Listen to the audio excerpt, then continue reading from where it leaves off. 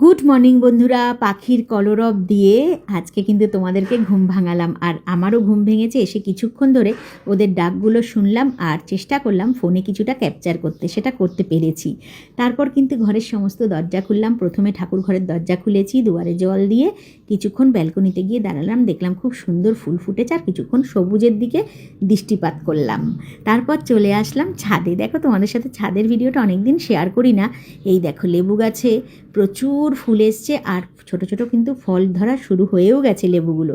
গত বছর অনেক ফুল ফুটেছিল আর ফলও প্রচুর হয়েছিল জানো। এবছরের গত বছর তুলনায় এবছরে কিন্তু দেখলাম ফলনটা একটু কমই হবে মনে হচ্ছে, আমি জানি না। তো যাই হোক, অনেক দিন আগে তোমাদেরকে বলেছিলাম যে আম গাছে প্রচুর মুকুল এসছে, তোমাদের সাথে শেয়ার করব।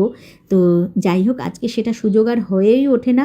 যদিও তোমাদের সাথে আমি রোজই ভিডিও কিছু না কিছু শেয়ার করি, কিন্তু এই ভিডিওগুলো দেয়াই হয় না। আর কাজে ব্যস্ত থাকি, তার জন্য গো। তো আজকে ভাবলাম একটু সময় যখন পেয়েছি তোমাদের সাথে একটু শেয়ার করি। দেখো, প্রচুর কলি এসছে, জানি না কত থাকবে। আমের মঞ্জুরি এসছে আর ঘরের মধ্যে মৌমাছিদের আনাগোনা। জানো, ওরা যদিও কোনো আমাদেরকে আঘাত করে না, আমরাও কোনো আঘাত করি না ওদেরকে। আর ওই দেখো, লিচু গাছে প্রচুর কলি এসছে, লিচু গাছের ফুল অনেক এসছে। লিচুগুলো যখন ফুল হবে তোমাদের সাথে সেটাও শেয়ার করব। আর এই বেল গাছটায় কিন্তু এই বছর আমাদের নতুন ফল এসছে, বড় বড় সাইজের বেল। তোমরা যদি কেউ ভালোবাসো আর যদি শিলিগুড়িতে আসো অবশ্যই আমাদের বাড়িতে এসো, তোমাদেরকে সব কিছু শেয়ার করব তোমাদের সাথে, ঠিক আছে? আর দেখো, এই যে আমি ওইদিকে গেছি বলে উনি উড়ে গিয়ে পাশের বাড়িতে বসলো। তাই আমি ভাবলাম ঠিক আছে, আমি ভিডিওটা করে চলে যাই, তারপর তুই এসে তোর জায়গায় বস। এই ফুলগুলোর নামটা আমি ভুলে গেছি, কি ফুল তোমাদের যদি মনে থাকে অবশ্যই আমাকে একটু জানিও তো ফুলগুলো কি ফুল আছে। আর দেখো, ডালিয়া এগুলো শুকিয়ে যাচ্ছে, এগুলোকে চেষ্টা করছি যে আরও একটু বাঁচিয়ে তরতাজা রাখার জন্য আর কি। এবছরের শিলিগুড়িতে শিলাবৃষ্টি হবে, গত বছর কিন্তু হয়নি। তো এই কথা বলতে বলতেই কিন্তু আমি দেখিয়ে দিলাম আর চলে এলাম ঘরে।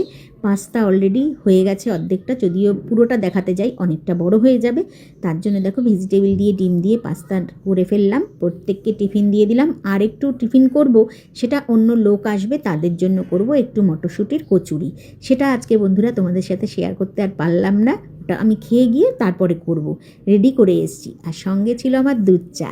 আর যেটা বলছিলাম, দার্জিলিংয়ে প্রচুর শিলাবৃষ্টি হয়েছে আর শুনতে পাচ্ছ পাখিদের ডাক, প্রচুর ডাকছে। কিন্তু এই ডাকগুলো আমরা ভীষণ উপভোগ করি। তোমরা কোনোদিনও যদি আসো তোমরাও দেখতে পারবে। আর দেখো, খেয়ে নিলাম ব্রোকলি, একটা পড়ে যাচ্ছিল মুখ থেকে, তো চেষ্টা করলাম আটকাতে। টাটা, আবারও দেখা।